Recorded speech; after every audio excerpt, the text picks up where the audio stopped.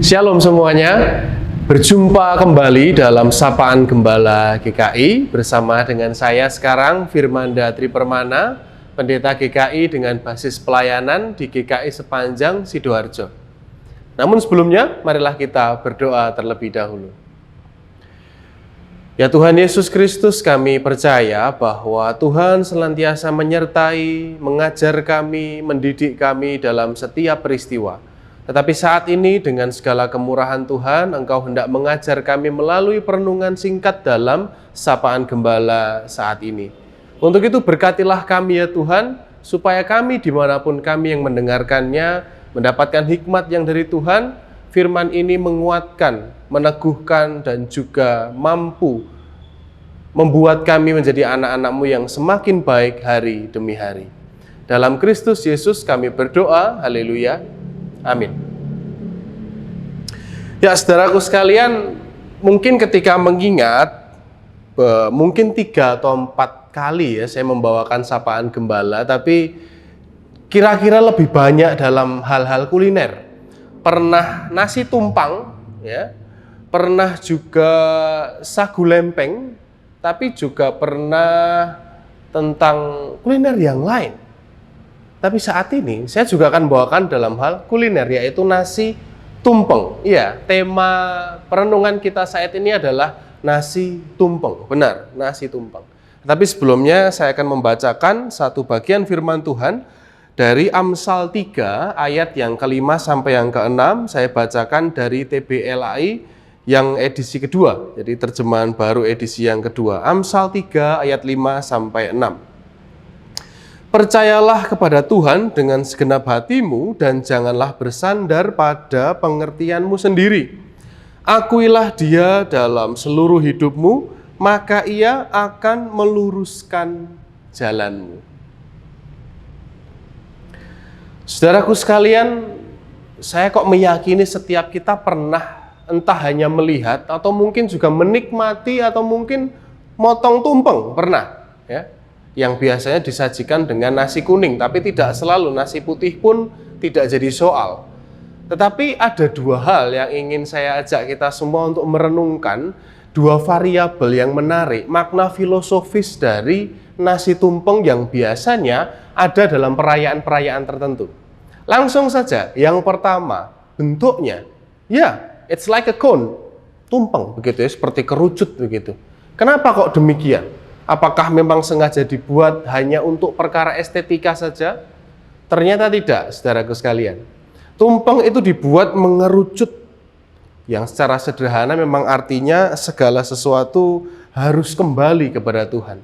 Segala sesuatu diserahkan kembali kepada Tuhan.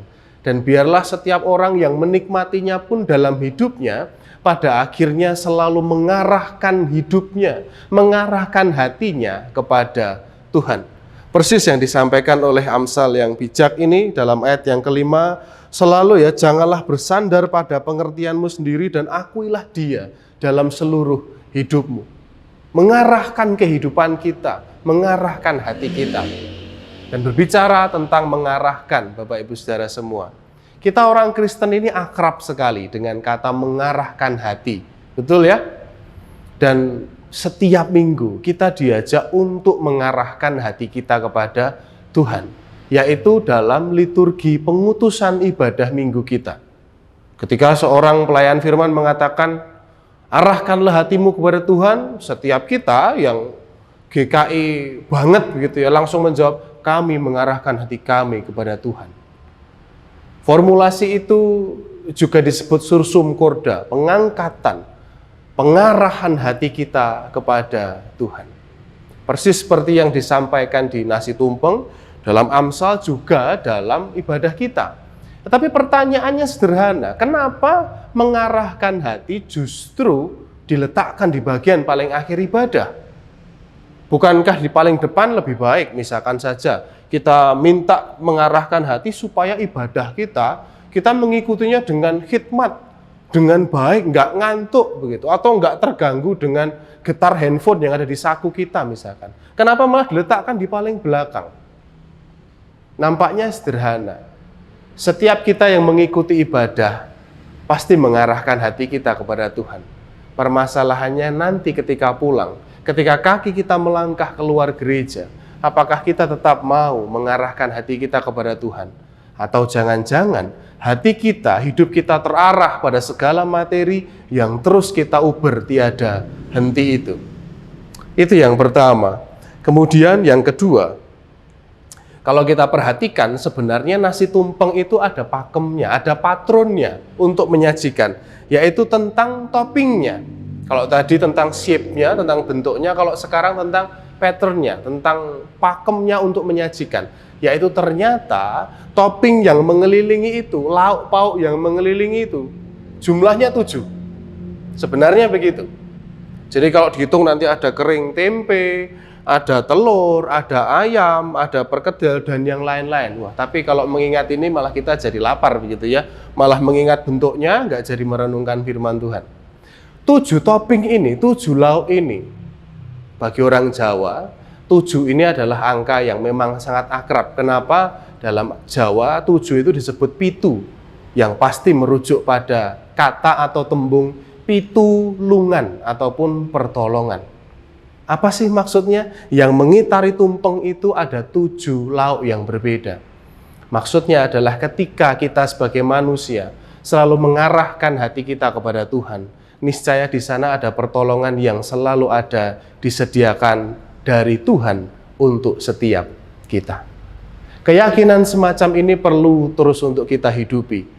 Supaya apa? Supaya kita ketika diterpa masalah, supaya ketika kita merasa hidup kita tidak karuan, persis sama yang dikatakan dalam Amsal di ayat yang ke-6 akhir, maka ia akan meluruskan jalanmu. Ketika setiap kita mengarahkan hati kepada Tuhan, ia memberikan pertolongan, menuntun setiap kita, menggiring kita kepada jalan yang lurus, menggiring kita kepada air yang tenang. Itulah kebaikan Sang Pencipta kepada setiap kita. Dan 7 hal tadi, 7 topping, 7 lauk yang beragam tadi itu juga menunjukkan bahwa pertolongan Tuhan itu bisa begitu beragam, tidak bisa kita batasi. Untuk itu kembali rasa berserah kepada Tuhan. Kita tidak bisa memaksa akan apa yang kita minta. Kita hanya bisa mengarahkan hati, menyerahkan segala sesuatu kepadanya, dan di sanalah ada pertolongan yang sangat mungkin di luar dugaan, di luar nalar kita. Selamat terus mengarahkan diri kepada Tuhan, nikmati tumpeng yang ada sambil mengingat, iya, aku harus mengarahkan hidup kepada Tuhanku, dan karena di sanalah ada pertolongan bagiku. Amin. Marilah kita berdoa. Ya Tuhan, kami mengucap syukur jikalau kami boleh belajar dari sebuah kuliner kembali, yaitu nasi tumpeng, yang mengingatkan kami tentang bagaimana kami dan keluarga kami harus selalu mengarahkan hidup dan hati kami kepadamu. Karena di sanalah ada pertolongan yang di luar dugaan kami. Dan biarkanlah ya Tuhan, ampunilah kami ketika kami seringkali mengandalkan diri kami sendiri, dan hanya datang kepadamu ketika kami kepepet saja, ketika kami tertekan saja. Ampunilah kami ya Tuhan. Dan biarkanlah ya Tuhan kami mampu menghidupi hidup yang berserah kepadamu, karena pertolongan-Mu lah adalah yang jauh lebih besar, jauh lebih baik ketimbang apa yang kami ingini. Terima kasih ya Tuhan, terima kasih. Kami berdoa dan kami serahkan kehidupan kami hanya di dalam nama Tuhan Yesus Kristus. Haleluya. Amin. Demikianlah sapaan Gembala kali ini. Sampai jumpa di episode selanjutnya. Tetap mengarahkan hati kepada Tuhan, karena di sanalah ada pertolongan. Sampai jumpa.